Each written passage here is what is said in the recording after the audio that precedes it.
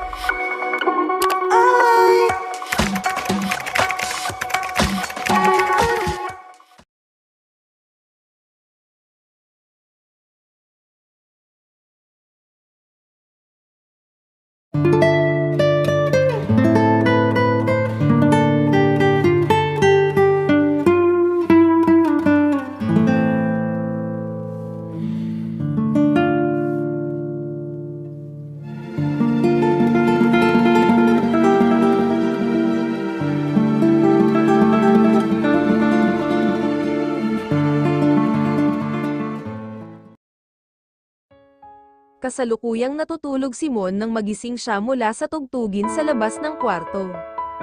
Napatingin siya sa orasan na nasa bandang uluhan niya, nakita niyang 12:00 pa ng madaling araw. Kahit inaantok pa ay kunot noong tinungo niya ang pintuan para buksan iyon. Pinuntahan niya ang malambing na musika na pinanggagalingan yun. Hanggang sa dinala siya sa veranda, at nakita niya ang naggigitara habang kumakantang si Sam. Nakangiting kinakanta nito ang "Uhaw" by Dilaw, mas lalo itong napangiti habang titig na titig sa kanya. Sabik ng mahalikan may akap kat mas ayaw sa ulan ang mundo'y gagaan. Mundo ko'y gagaan maliga man ng landas ay hahanapin ang kalsada. Patungo sa'yo ikaw ang daan kahit nagtatampo pa siya rito ay hindi pa rin niya maiwasang humakbang papalapit dito. Maya-maya pa ay hininto nito ang pudgy gitara ngunit patuloy lamang itong kumakanta papalapit sa kanya. Hindi naman niya maiwasan kiligin sa kaloob-looban lalo na nang hawakan nito ang kanyang mga kamay at pinaghahalikan nito ang mga iyon. Dumilim man ang paligid ay ikaw pa rin ang ilaw ko. Oh, oh, oh, oh, oh, oh, oh, oh, oh, bakit uhaw sa iyong sayaw? Bakit ikaw, di bibitaw, sayong-sayo laging ikaw? Ako'y giniginaw, halika rito dito ka lang sa tabi ko. Mananatiling uhaw, uhaw, uhaw inilagay nito ang mga kamay niya sa balikat nito habang ito ay nakakapit sa belang kinita niyang katawan.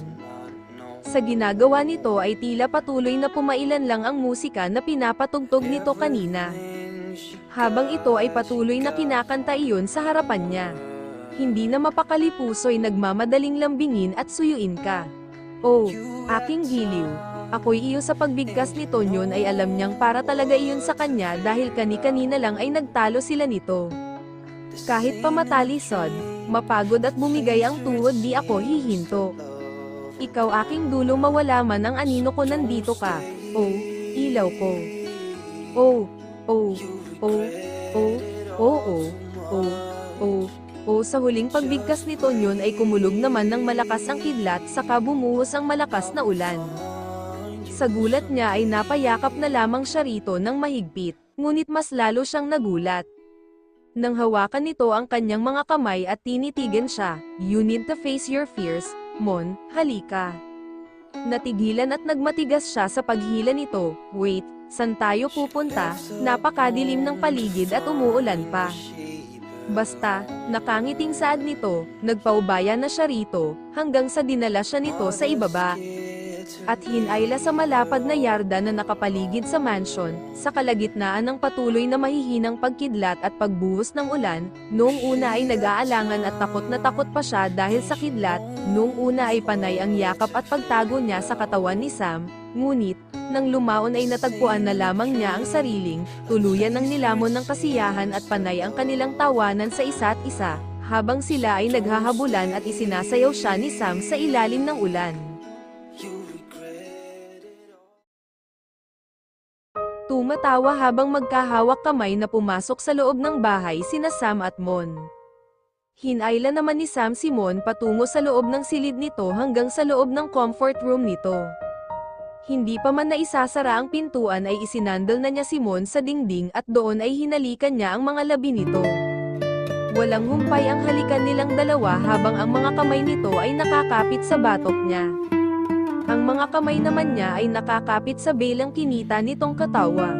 Walang tigil ang paghagod niya sa makinis nitong katawan ng matagal. Ramdam niya ang init sa buo niyang katawan na kanina pang umaga niya pinipigilan. Ramdam niya ang sariling katawan na parating sabik na sabik dito. Ramdam niya ang saya sa kanyang dibdib dahil kapiling niya ngayon ang taong mahal na mahal niya. Natigilan ito sa paghalik sa kanya, nang hawakan niya ang baba nito habang magkadikit ang kanilang noo. Why? Tanong nitong mababanaag sa mga mata ang pagtataka. I am just happy, I never thought, na mararamdaman ko ulit ang sayang to, Mon. I never thought, na sayo ko pa mismo mararamdaman to, sa babaeng. Anak pa mismo ng fiancé ko, no, hindi na mangyayari yan, kasi nakapagdesisyon na ako, Sam, and this time. Kailangan kong magpakatatag ka, para sting dalawa, palaipat-lipat ang mga tingin na saad nito sa kanya. What do you mean? Kunot noong sambit naman niya. Pagkabalik ni Dad, ipagtatapat ko na sa kanyang. Mahal natin ang isa't isa. What? Nabibiglang sambit niya, parang napakabilis naman ata ng iniisip mo, hindi ba pwedeng? Lumayo siya rito at napahawak sa sariling ulo saka hinawakan ang mga kamay nito. Bigyan mo muna ako ng panahon para mag-ipon ng lakas ng loob. Hindi pa ako ready para sabihin sa dad mo ang lahat ng tungkol sa ating dalawa. Ikinulong naman nito sa sariling mga kamay ang kanyang mukha. Sam, kasama mo ko rito, syempre, kakayanin natin tong dalawa na magkasama. Titig na sagot nito. Mas gugustuhin ko pang sabihin kay dad ang totoo kaysa ang itago natin to. At magsinungaling sa kanya sa mahabang panahon, malalim itong napabuntong hininga. Sabihin na ng iba na napaka-selfish ko, wala akong utang na loob kay dad dahil inagaw ko ang fiancé niya. Pero may magagawa ba ako sa nararamdaman ko ngayon, hindi ko sinasadyang mahalin ka. Sam, nagsimula nang mamuo ang mga luha nito sa mga mata, hindi ko nakakayaning makita ka pang, kasama si dad, hindi ko nakakayaning simula ng pagbalik niya, ay kayong dalawa na ulit ang magkatabi, at mas lalong baka ikamate ko pa sa selos, ang isiping, anumang oras ay posibleng may mangyari sa inyong dalawa dahil kayo pa ring dalawa.